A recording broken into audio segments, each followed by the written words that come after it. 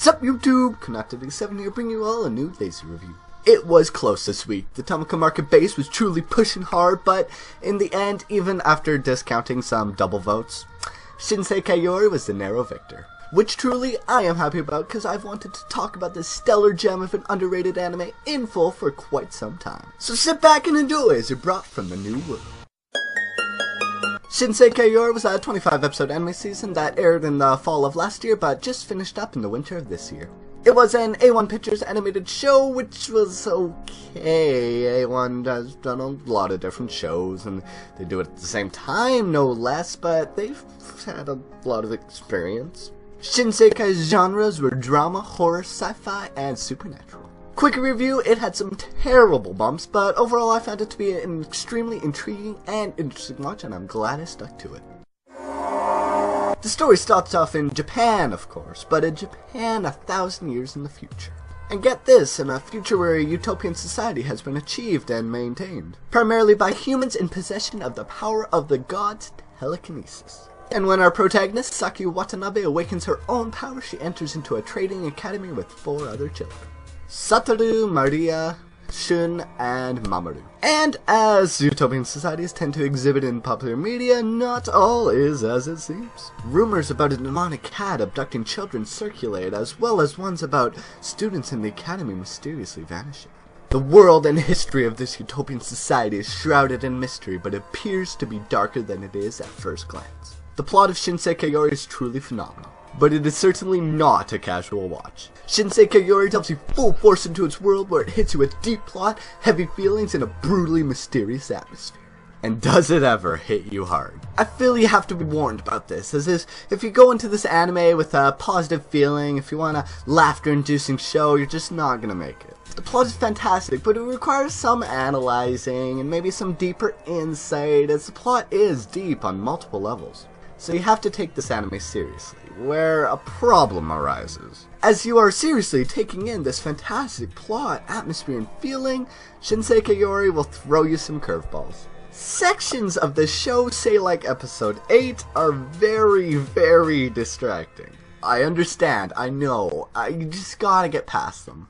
I don't feel they do any service for the plot, and frankly, I don't know why they're there. I would be okay with them if they had a significantly obvious purpose in the plot, but I don't feel they did. Obvious discrepancies and all, I still believe Shin Sekai Yori to be a fantastic watch, especially the latter half, which I thought was phenomenal. The characters in the show, comparative to its length, were actually not many, especially as story progressed. The main 5 go through radical development and change in their thoughts, actions, and feelings. Talking about each character in specifics would be much too difficult, as each character is laced in spoiler territory. All you need to know is that they are excellent and, relatively speaking, get excellent development. However, I do feel the need to single out our main female protagonist, Saki, as she is phenomenal. The most radical change is definitely found in her. She faces adversity after adversity, and even when the eyes of the world turn their truth upon her, she is able to face it and grow stronger from it. I found Saki to be mentally and physically just the strongest of the entire group. She struggles, of course, but she is able to learn and grow from each and every horror she faces. I found her to be an exceptional character to follow through the tale of Shin Sekai Yori, and I don't think the show would be the same without her at its helm. Actually, I feel all the characters, however insignificant they may have been, contributed to progressing the doozy of the plot this show had. Oh yeah, there's naked mole rats too, and yeah, they are characters, obviously. Look at them. Animation. I found animation to definitely be the weakest part of Shin Sekai Yori. In certain episodes, A1 would just seem like it was dumping the show onto another animation team, and dear lord, it was not pretty. Other than a few obvious hiccups, the animation was actually pretty good. The clothing, the town, the scenery, my goodness, was it gorgeous.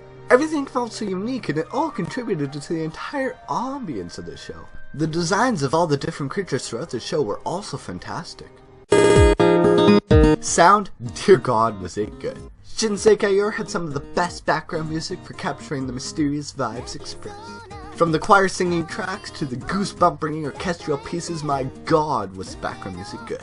Another unique aspect of this show in terms of sound was its absence of an opening theme for the entire show. However, it made up for it with those mouth-formingly glorious ending themes. I'm mostly talking about the first ending theme, Warate Ringo by Risa Tanade, but even the second ending theme, Yuki ni Sakuhana by Kana Hanazawa, was actually really good as well.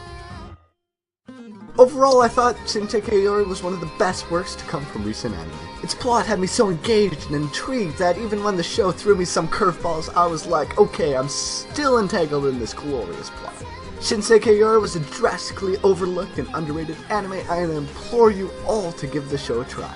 Keep in mind that you do need a somewhat serious outlook in order to enjoy the show fully, even as this show goes the opposite and throws some really weird stuff in you in the first half.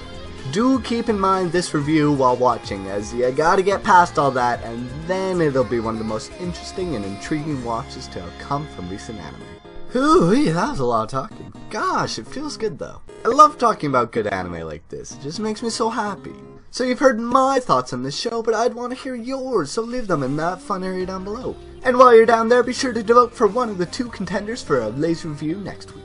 The choice this week is between Vivid Dread Operation and Goody Good Fairies Season 2. So yeah, it won't be a very in-depth review either way next week, but be sure to vote and check back next week. So maybe just hit that like button if you enjoyed seeing this laser review, and if you want to be alerted to my next one, or my other weekly reviews, or other things maybe, then just hit that subscribe button. But I'm Kona XDDD, thank you so very much for watching my video, and have a good one. Obvious discrepancies and all, I still believe Shin Sekai Yori to be a fantastic watch. A fantastic watch. Take that to the bank.